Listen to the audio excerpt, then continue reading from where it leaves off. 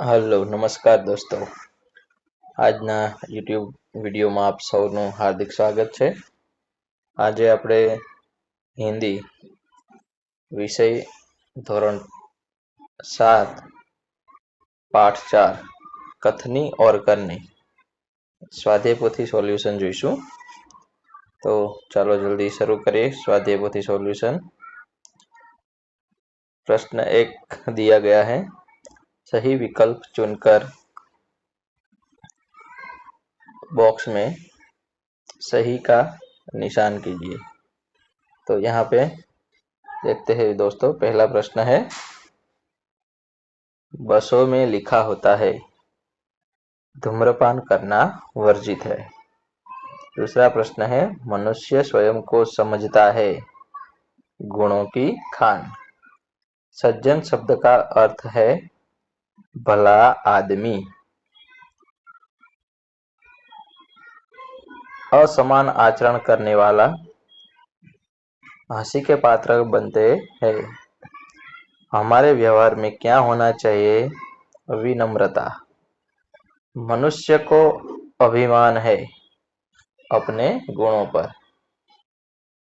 प्रश्न 7, जो लोग आदर्शों को अपनाते नहीं उनका खाली जगह अच्छा नहीं होता। तो जवाब आवशे आचरण। 8मो प्रश्न है, कथनी और करनी में सदैव समानता रखनी चाहिए। ત્યારબાદ બીજો प्रश्न है मित्रों, प्रश्न 2, परिच्छेद को ध्यान से पढ़कर प्रश्नों के उत्तर लिखिए। तो यहाँ जो परिच्छेद दिया गया है उनको ध्यान से पढ़ना है और उनमें से ही वाक्य में से नीचे दिए गए प्रश्नों के उत्तर लिखने हैं। तो सबसे पहला प्रश्न है, जीवन में समय का महत्व क्यों है? उत्तर आएगा, जीवन में समय का महत्व इसलिए है क्योंकि समस्या के बाद किया गया कार्य व्यर्थ है। दूसरा प्रश्न, खेत का रखवाला उपहास का पात्र क्यों बनता है? तो खेत का रखवाला अगर चिड़ियों द्वारा खेत चुग जाने पर यदि सुरक्षा की व्यवस्था करे तो वो उपहास के पात्र बनता है। यानी जब चिड़िया खेत में चुग जाए, यानी तो खेत में दाना खा जाए, फिर अगर सुरक्षा की व्यवस्था करे तो वो उपहास के पात्र बनता है। तीसरा प्रश्न है, गौरव कब माना जा सकता है?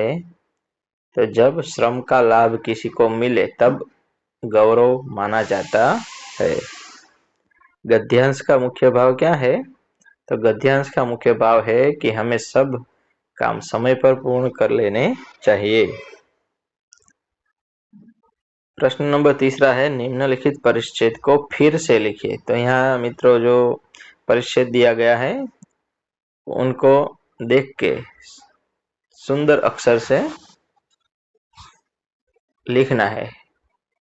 तो ये प्रश्न आपको देख के सुंदर अक्षर से लिख देना है। प्रश्न नंबर 4 है, प्रश्नों के उत्तर लिखिए। पहला प्रश्न है, बाग में टहलने से क्या लाभ होता है? उत्तर, बाग में टहलने से हमारा शरीर स्वस्थ रहता है, शरीर में स्फूर्ति आती है, आलस्य दूर होता है। दूसरा प्रश्न है, ईश्वर ने मनुष्य को किन गुणों से संवारा है? तो उसका उत्तर आएगा, ईश्वर ने मनुष्य को बुद्धि, सुख, दुख, इच्छा, प्रेम, संयम, शिस्त, सत्य, नैतिकता, कोमलता, मुस्कुराहट आदि गुणों से संवारा है। प्रश्न नंबर 3, बारिश के मौसम में पौधे लगाने से क्या फायदा होता है? तो बारिश के मौसम में पौधे लगाने से पौधे अच्छी तरह से बड़े होते हैं और बड़े होकर सबको शुद्ध हवा, फल, फूल आदि देते हैं। प्रश्न नंबर 4, बिल भरने के लिए कतार में खड़े न रहने वाले सज्जन ने अपने पोते को क्या सिखाया था? तो वो सज्जन ने अपने पोते को सिखाया था कि हमें कभी किसी काम को गलत ढंग से नहीं करना चाहिए।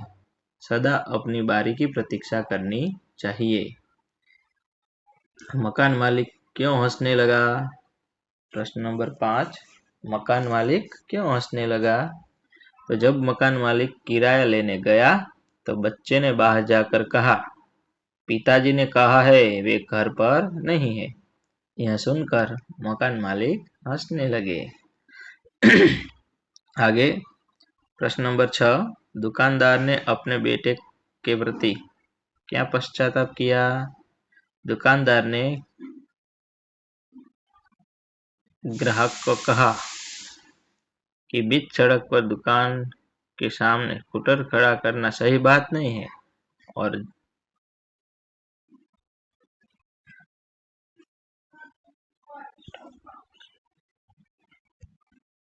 प्रश्न नंबर 6, दुकानदार ने अपने बेटे के प्रति क्या पक्षपात किया?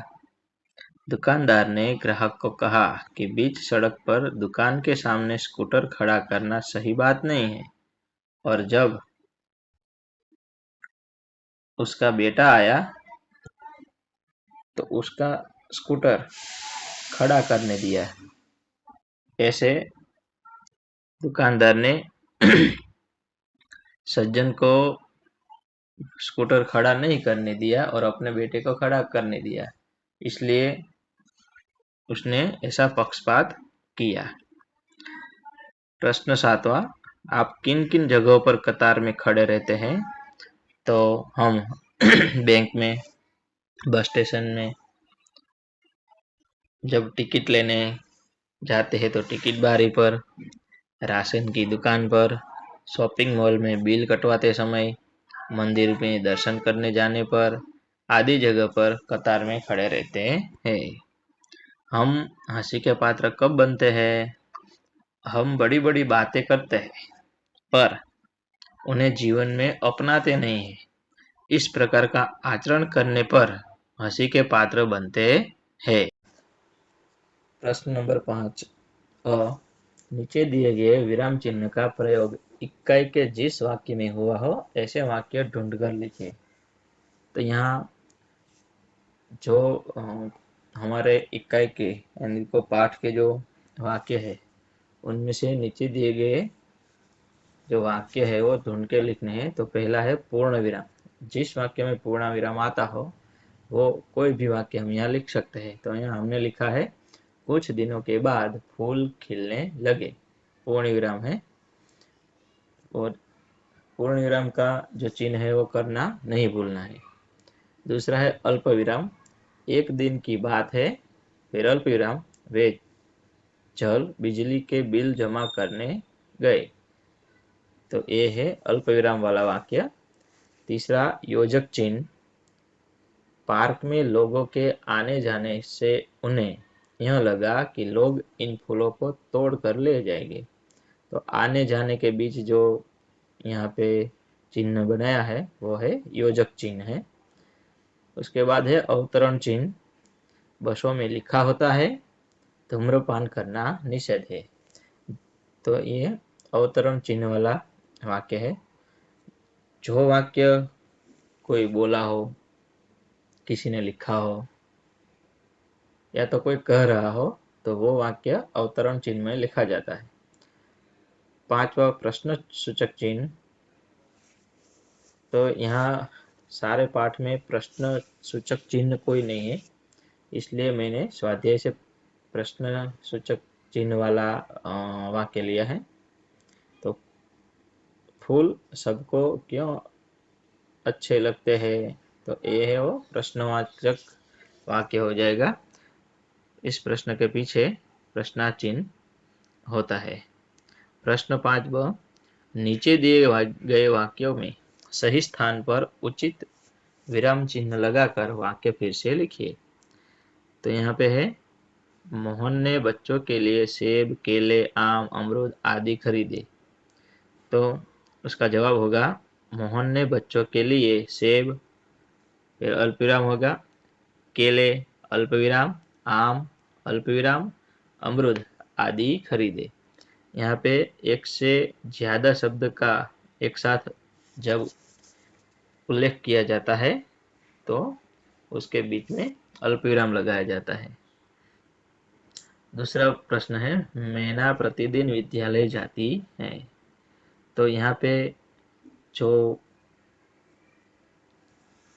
विराम चिन्ह है वो सब ठीक है, तो हम वैसा ही वाक्य लिख देंगे, मीना प्रतिदिन विद्यालय जाती है। तीसरा, पृथ्वीराज ने कहा मैं तुम्हारी रक्षा करूंगा। तो इसमें पृथ्वीराज बोलता है, कहता है, तो इसलिए पृथ्वीराज ने कहा, फिर अल्प विराम और फिर अवतरण चिन्ह में मैं तुम्हारी रक्षा करूंगा। तो यहाँ पे जब वाक्य पूरा होता है फिर अवतरण चिन्ह भी पूरे होते हैं, तो ऐसे लिखा जाता है। चौथा प्रश्न है, खूब परिश्रम करो, परीक्षा सिर पर आ गई। तो यहाँ दो वाक्य है, तो पहला वाक्य है खूब परिश्रम करो और दूसरा है परीक्षा सिर पर आ गई। तो दो वाक्य के बीच अल्प विराम आएगा। राधा कृष्ण नाच रहे हैं। तो यहाँ राधा और कृष्ण जो है उसके बीच में योजक चिन्ह है, तो राधा कृष्ण नाच रहे हैं, ये इसमें कोई चिन्ह नहीं लगाना है हमें, वाक्य वैसा का वैसा ही लिख देना है। क्या तुमने अपना गृह कार्य पूरा कर लिया? तो यहाँ पे कोई प्रश्न पूछ रहा है, इसलिए ये वाक्य के पीछे प्रश्नार्थ चिन्ह लगाया जाएगा। प्रश्न नंबर 6, शब्दों को उचित क्रम में रखकर अर्थपूर्ण वाक्य बनाइए। तो पहला वाक्य बनेगा, मुझे वर्षा में भीगना अच्छा लगता है। दूसरा वाक्य, पंख से कुछ नहीं होता, उड़ान हौसलों से होती है। तीसरा वाक्य है, सफलता का चिराग परिश्रम से जलता है। आगे का प्रश्न है, वाक्य है, उसका सही क्रम होगा, अनुभव ही जगत में सर्वश्रेष्ठ शिक्षक है। प्रश्न नंबर 7, पुस्तकालय का उपयोग करके कहावतों का अर्थ लिखिए। तो यहाँ पे पहली कहावत दी गई है, छोटा मुंह बड़ी बात। उसका अर्थ होता है हैसियत से अधिक बात करना। प्रश्न नंबर 2, एक पंथ दो काज। उसका जवाब होता है, एक कार्य करते समय दूसरा कार्य भी हो जाना। कई बार ऐसा होता है कि एक कार्य करते करते दूसरा कार्य भी उसमें संपन्न हो जाता है, तो तब बोला जाता है एक पंथ दो काज। प्रश्न नंबर 3, साँच को आँच नहीं। उसका अर्थ होगा, सच्चे व्यक्ति को कोई भय नहीं होता, अथवा सच्चाई को किसी सबूत की आवश्यकता नहीं है। और तीसरा जवाब भी लिख सके है, सत्य के सामने कोई झूठ नहीं टिक सकता। तो यहाँ पे हम कहावतों का ऐसे अर्थ लिख सकते हैं। चौथी कहावत है, खोदा पहाड़ निकली चुहिया। उसका अर्थ होगा, अधिक मेहनत करने पर भी फल नहीं मिलना। पांचवा प्रश्न, मान न मान मैं तेरा मेहमान। तो जबरदस्ती गले पड़ना। 6, बहरा सो गहरा, यानी उसका अर्थ होगा, बहरा आदमी बहुत चालाक होता है। 7वां प्रश्न, जैसा बोओगे वैसा काटोगे, यानी जैसा काम करोगे वैसा ही फल मिलता है। प्रश्न 8 है, उनमें कई संज्ञाएं दी गई है, उसमें जातिवाचक, भाववाचक और समूहवाचक, और ये तीन संज्ञा में हमें वर्गीकरण करना है। तो पहला है बचपन, जो आएगा भाववाचक संज्ञा। नदी जातिवाचक संज्ञा। भीड़ और सेना दोनों समूहवाचक संज्ञा है। सुंदरता भाववाचक संज्ञा, जो भाव को दिखाता है। लंबाई वो भी भाववाचक संज्ञा। गुच्छा तो वो है समूहवाचक संज्ञा। बाजार, बाजार यानी जातिवाचक संज्ञा। मनुष्य, तो मनुष्य भी जातिवाचक संज्ञा। मिठास, मिठास एक भाव है इसलिए भाववाचक संज्ञा। झुंड, झुंड ये समूहवाचक संज्ञा। और खिड़की जातिवाचक संज्ञा। प्रश्न 8व, रेखांकित संज्ञा के प्रकार लिखिए। तो पहला है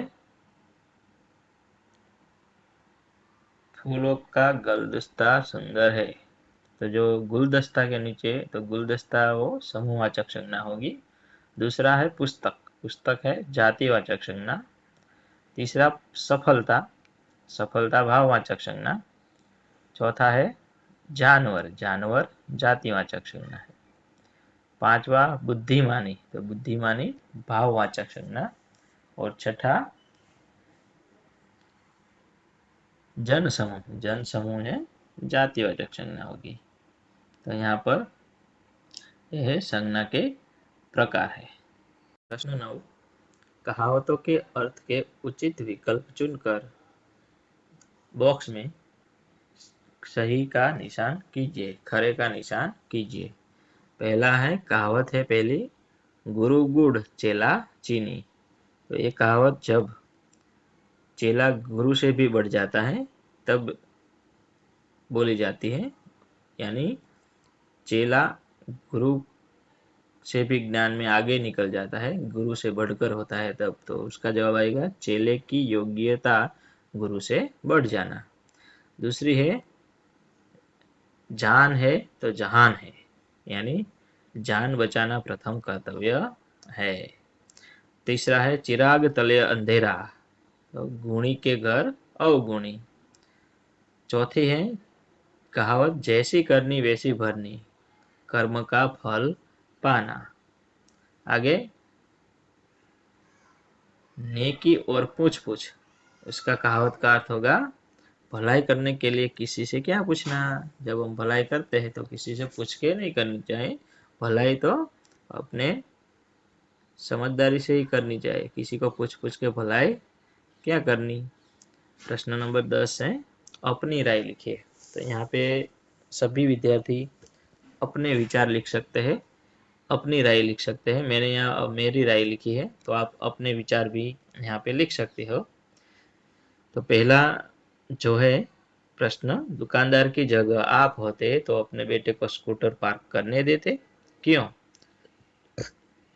तो दुकानदार की जगह यदि हम होते तो अपने बेटे को भी स्कूटर पार्क नहीं करने देता, क्योंकि दुकानदार के सामने स्कूटर पार्क करने का नियम सबके लिए समान होना चाहिए। और जो सज्जन व्यक्ति आए थे दुकानदार के यहाँ ग्राहक बन के, तो उनके मानस पे भी हमारी छाप अच्छी नहीं पड़ती और हमारी दुकान की बिक्री के पर भी उसकी असर होती है। इसलिए ऐसा भी हम लिख सकते हैं। प्रश्न नंबर 2 है, अपने आपके पिताजी झूठ बहाना बनाने को कहे तो आप क्या करेंगे, क्यों? तो उसका उत्तर है, अगर हमारे पिता झूठ बहाना बनाने की कहे तो मैं सोचूंगा कि बहाना बनाने योग्य है या नहीं, क्योंकि कई बार दूसरों की भलाई के लिए बहाना बनाना पड़ता है। अगर किसी की भलाई होती है, पहले को नुकसान नहीं होता और दूसरे को भलाई होती है, तो हमें बहाना बनाने में कोई आपत्ति नहीं। लेकिन हमें झूठ नहीं बोलना चाहिए। तकनीकी के ज्यादा प्रयोग से लाभ या हानि, तो तकनीकी का अगर ज्यादा प्रयोग किया जाए तो हानि ही होती है, क्योंकि कोई भी बात हो उसमें अति या तो ज्यादापन हमारे लिए नुकसानकारक ही होता है। फोन है, टेलीविजन है, उसका यदि सही उपयोग किया जाए तो अच्छी बात है, लेकिन ज्यादा प्रयोग किया जाए तो उनसे हमें कई क्षति पहुंच सकती है। प्रश्न 4, यदि आपको रुपयों का भरा हुआ बटुआ मिल जाए तो आप क्या करेंगे? तो यदि हमें रुपयों का भरा हुआ बटुआ मिल जाए तो हम बटुए को उसके मालिक तक पहुंचाने की पूरी कोशिश करेंगे। बटुए के अंदर अगर किसी का पहचान पत्र मिले तो हम वो पहचान पत्र के माध्यम से उसका पता लगा सकते हैं और वहां जाकर हम मालिक को उसका बटुआ वापस कर देंगे। तो ऐसा हम बटुआ वापस करने का प्रयत्न करेंगे। प्रश्न 11, कौन किसे कहता है? देखते हैं। पहला है, पूजा के लिए फूल तोड़ रहा हूँ। तो ये तख्ती लगाने वाले जो सज्जन थे वो लोगों को कहते हैं। भाई साहब, बस में सिगरेट पीना मना है, यात्रियों ने कंडक्टर से कहा। तुम्हारे पिताजी से कहो कि मैं दुकान का किराया लेने आया हूँ, ऐसा मकान मालिक बच्चे को कहता है। वह तो मेरा बेटा है, ऐसा दुकानदार सज्जन को कहता है। दुकानदार ने सज्जन से कहा। दादाजी, लाइन में लगिए ना, ऐसा पोता दादाजी को कहता है। तो यहाँ हम हमारा वीडियो पूर्ण करते हैं। और यदि आपको ये वीडियो अच्छा लगा हो तो लाइक कर देना और सब्सक्राइब कर देना, ताकि हम ऐसे नए नए वीडियो आपके लिए बनाते रहें। धन्यवाद।